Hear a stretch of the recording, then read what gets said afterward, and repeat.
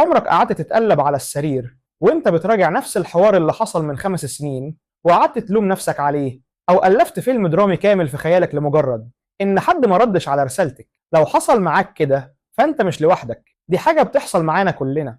تخيل معايا لو قلت لك انك تقدر توقف اللف والدوران ده في اقل من 5 دقايق مبدئيا. التفكير الزائد مش عيب فيك، مخك بيحاول يحميك على طريقته. المخ فاكر انه بيقدم لك خدمة، بس ساعات بيزود التوتر بدل ما يقله. التفكير الزائد بيخليك تحس انك بتتعامل مع المشكلة، بس الحقيقة انك واقف مكانك زي عربية صوتها عالي ومش بتتحرك.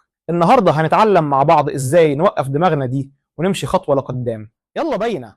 الخطوة الأولى: سمي الفكرة. أول ما تحس دماغك ابتدت تلف، خد نفس وقول: أنا دلوقتي جالي فكرة إن، مثال، أنا دلوقتي جالي فكرة إني هفشل في العرض. الطريقة دي جاية من علاج نفسي اسمه الفصل المعرفي، بتخليك تشوف الفكرة كفكرة بس، مش كحقيقة مسلمة. مثال واقعي: طالبة قبل الامتحان كانت بتقول: أنا فاشلة. حولنا الجملة لا، أنا دلوقتي جالي فكرة إني فاشلة. المسافة دي صغيرة بس الفرق كبير، بتخليك تتحرر من الفكرة وتاخد نفس أطول.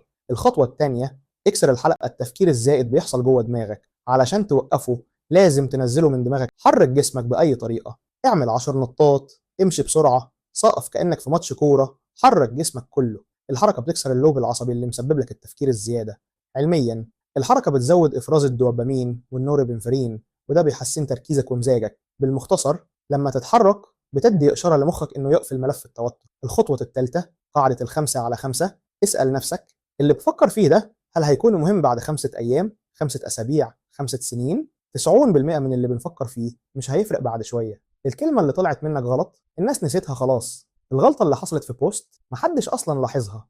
الحياة مش فيلم وثائقي ومحدش بيصور غلطاتك علشان يعرضها. اهدى وعديها. الخطوة الرابعة: فضي دماغك. حاسس إن دماغك بقت شوربة أفكار؟ الحل بسيط: امسك ورقة وقلم واكتب كل اللي في دماغك. اكتب من غير ترتيب، من غير تفكير، من غير ما تحكم على نفسك. اكتب كل حاجة: قلق، سيناريوهات، مشاعر، تخوفات، كله على الورقة. ليه الكتابة دي مهمة؟ لأنها بتنشط الجزء المسؤول عن المنطق في المخ، بتطلع الزحمة اللي جواك وتحطها قدامك. ساعتها بتعرف ترتب دماغك. صفحة واحدة مليانة فوضى وش عقل أهدى بمراحل. الخطوة الخامسة: رد على أفكارك. بعد ما تكتب كل حاجة اقرأ اللي كتبته ورد عليه بعقل وروح مرحة. لما ترد على الأفكار بخفة دم وعقل بتاخد منها سلاحها وبتستعيد قوتك. التفكير الزيادة بيعيش في السكون والخوف، لكن أول ما تخرجه للنور بيخسر سيطرته. مفيش داعي تتحكم في كل حاجة، كفاية ترجع للحظة اللي انت فيها دلوقتي. وعلى فكرة، انت ماشي كويس أكتر مما تفتكر. لو حاسس إن الكلام ده خفف عنك ولو بنسبة بسيطة،